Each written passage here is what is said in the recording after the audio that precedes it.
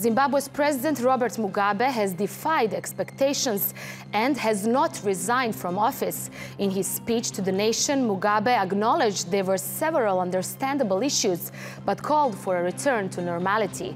Just hours earlier, he met with military officials in a closed-door meeting. Well, let's get more on the political crisis in Zimbabwe. Ayesha Kajee is a human rights activist, and she joins us now live from Johannesburg. Hi, Ayesha. Thanks for your time for TRT World. As I just said, a few hours before his speech, Mugabe was supposed to be having discussions with the military about his resignation. Could his speech be part of a deal struck with the military? It appears unlikely at this stage. It was largely expected that this speech would be one in which he would concede that he was stepping down, particularly since the ruling party's Central Committee met earlier today on Sunday and unanimously resolved to remove him from office, to recall him.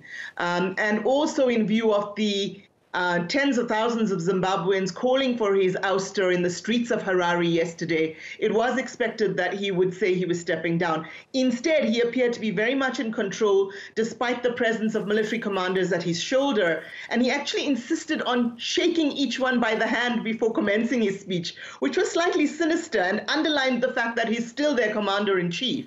And then by 15 minutes into his address, it was really clear that this was no abdication, particularly when he made reference to presiding over next month's ZANU PF National Congress. So it looks as though he's remaining obdurate.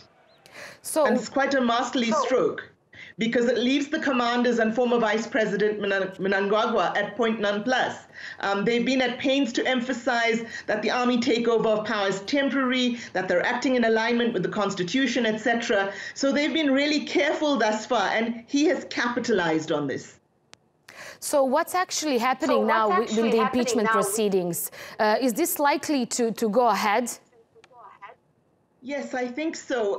It looks very much likely to go ahead. They did threaten this, and really now they have no option except to impeach him. I've just been looking at the Zimbabwean Constitution. Section 97 of the Constitution actually makes provision for an impeachment, but it is a process. So a joint sitting of both Senate and the National Assembly will have to resolve by at least half that the president is unfit for office, either due to mental or physical health challenges, or because he has willfully violated the Constitution, or because he is unable to form a government. Once that happens, a committee of 9 needs to be formed that reflects the composition of both houses, and then there will be, again, a joint sitting of the Parliament and the Senate to then proceed with at least a 2/3 majority to oust the president.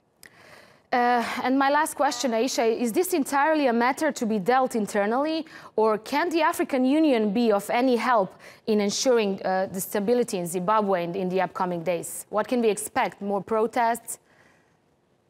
Well, I think we can certainly expect more protests if the situation doesn't play out with an impeachment. The African Union and the regional economic body, the Southern African Development Community, both do have a role to play. Many analysts think there are toothless entities, and in some respects this is true. However, it is certainly the threat of suspension from the African Union and from SADC that is stalling the commanders to the extent that they are not willing to call this a coup, they are not willing to use violence, etc. Because if Zimbabwe were to be suspended, the economic and social repercussions for the people of Zimbabwe would be quite dire.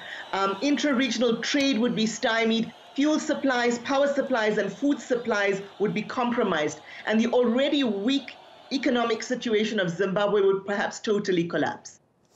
Ayesha Kajee, dear human rights activist and political analyst, live for us from Johannesburg. Thanks so much, Ayesha, for this insight.